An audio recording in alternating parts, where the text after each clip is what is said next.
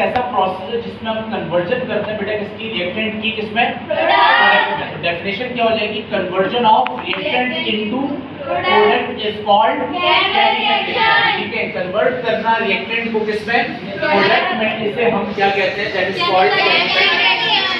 अब chemical reaction हमारे पास कल भी हमने डिस्कस किया था, दो तरह के होते हैं। ठीक है, एक को हम क्या कहते हैं, one we have irreversible reaction, और जबकि दूसरा हमारे पास क्या बेटा, इरिवर्सिबल रिएक्शन। ऐसे रिएक्शन होते हैं जिसमें रिएक्टेंट जो है वो कंप्लीटली कन्वर्ट हो जाता है बेटा किसमें, प्रोडक्ट में। ऐसे तमाम रिएक्शन जिसमें रिएक्टेंट टोटली कन्वर्ट हो जाए किसमें, प्रोडक्ट में, ऐसे रिएक्शंस को हम क्या कहते हैं बेटा, इरिवर्सिबल रिएक्शन। और रिवर्सिबल रिएक्शन क्या है, chemical reaction which take place in both the direction and never proceed to completion are called reversible reaction। ठीक है, reversible reaction ऐसे reactions होते हैं जिसमें reactant totally convert नहीं होता किसमें, प्रोडक्ट में।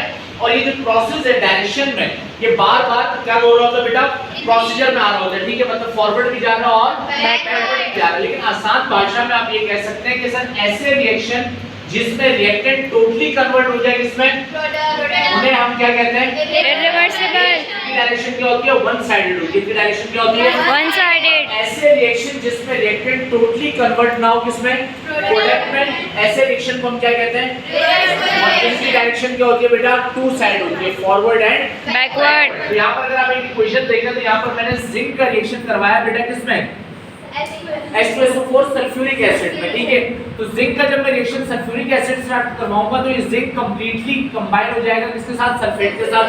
तो ये क्या बन जाएगा, जिंक सल्फाइड बन जाएगा, और हाइड्रोजन क्या हो जाएगा, सेपरेट हो जाएगा। तो अगर आप इस रिएक्शन को देखें तो इसमें आपका होगा सर रिएक्टेंट टोटली कन्वर्ट हो गया किसमें, प्रोडक्ट में। जबकि अगर यहाँ पर अगर आप देखें तो यहाँ पर अब ये जो हमारे पास रिएक्शन है ये कौन सा, रिवर्सिबल है। यहाँ हम सिंथेसिस कर रहे हैं किसका, अमोनिया का।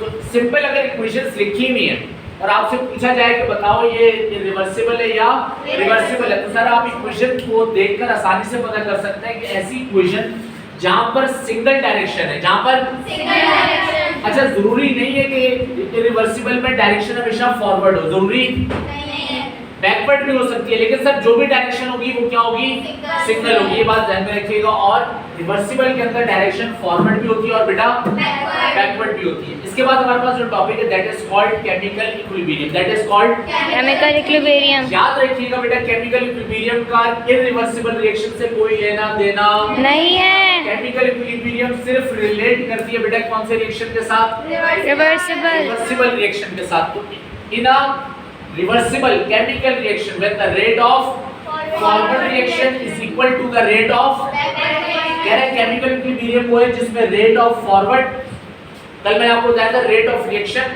वो टाइम होता है जिसमें कोई भी जो रिएक्टेंट है वो कन्वर्ट होता है बेटा किसमें, प्रोडक्ट में। तो ऐसा रिएक्शन, ऐसा प्रोसेस जिसमें रेट ऑफ फॉरवर्ड और रेट ऑफ बैकवर्ड दोनों क्या हो जाए बेटा, इक्वल हो जाए। जिस पॉइंट पर ये, जिस टाइम पर ये क्या हो बेटा, इक्वल हो, वो टाइम या वो कंडीशन हमारे पास क्या कहलाती है, that is called chemical equilibrium. क्या कह रहा है, in a reversible chemical reaction when the rate of forward reaction is equal to the rate of this state of balance system as the, ये जो स्टेट होती है, ये जो हालत होती है रिएक्शन की जिसमें रेट ऑफ फॉरवर्ड और रेट ऑफ बैकवर्ड दोनों क्या हो जाए, इक्वल हो जाए, इस स्टेट को बेसिकली हम क्या कहते हैं बेटा, केमिकल इक्विलिब्रियम। इसको इंशाल्लाह कल और डिटेल में डिस्कस करेंगे। बंद कर